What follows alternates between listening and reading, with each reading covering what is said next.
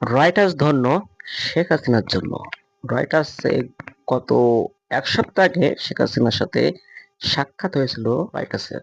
তারপরে গতকাল ১০টার দিকে শেখ হাসিনাকে নিয়ে বর্তমান সময়ে বাংলাদেশের কি কি বক্তব্য হচ্ছে সেটা নিয়ে একটা নিউজ প্রকাশ করেছেন গত রাতে ১০টার দিকে। সেটাতে দেখা যায় মাত্র ১ ঘন্টায় ১৬০০ ওপরে মানুষ শেয়ার করছে এবং লাইক করছে ১৬ ওপরে এবং সেখানে কমেন্টস করছে অনেকও ৫,০০০-এর ওপরে। তার পরিপ্রেক্ষিতেই কিন্তু ভোর ৬টায় আবার তিনি শেখ হাসিনাকে বাংলাদেশের চলমান প্রেক্ষাপট নিয়ে আবারও নিউজ করছিল। রাত ১০টায় যে নিউজটা করছিল সেটা সকালে দেখা যায় যে ৩৭ লাইক এবং শেয়ার দেখা যায় ১৬০০-র ওপরে। ভোর ৪টার দিকে আবারও শেখ হাসিনাকে নিয়ে বাংলাদেশের চলমান রাজনৈতিক প্রেক্ষাপট নিয়ে উল্লেখ করে একটি নিউজ প্রকাশ করেন। সেখানেও দেখা যায় অনেকগুলো শেয়ার এবং কমেন্টস।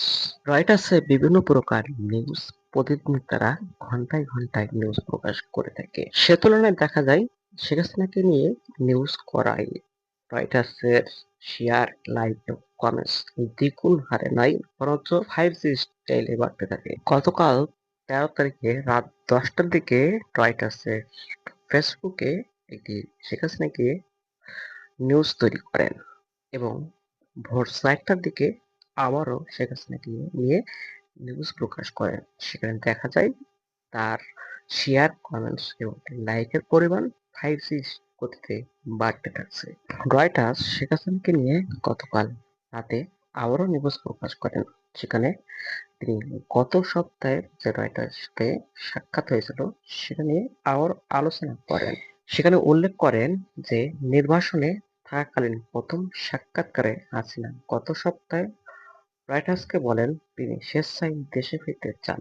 তিনি আরো বলেন ক্ষমতাচ্যুত হওয়ার পর থেকে বিদেশে থাকা তার দলের অনেক সহকর্মী বিচারের মুখোমুখি হতে দেশে ফিরবেন। আমাদের প্রায় সব নেতা কর্মীদের মামলা করা হয়েছে এবং তাদের অনেকেই আত্মগোপনে আছেন। হাসিনা বলেন, তাই আমি বলছি যে এবার আমি ঘরে ফিরছি এবং একদিনই আপনারা সবাই আসবেন। আমরা সবাই মিলে আদালতে আত্মসমর্পণ করব।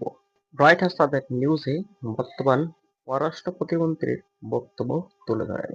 বাংলাদেশের পররাষ্ট্র প্রতিমন্ত্রী বলেন, শেখ হাসিনা আত্মগোপন করলে তার বিরুদ্ধে আইন অনুযায়ী ব্যবস্থা তাকে জেলে যেতে হবে এবং আইন আইনের গতিতে চলবে।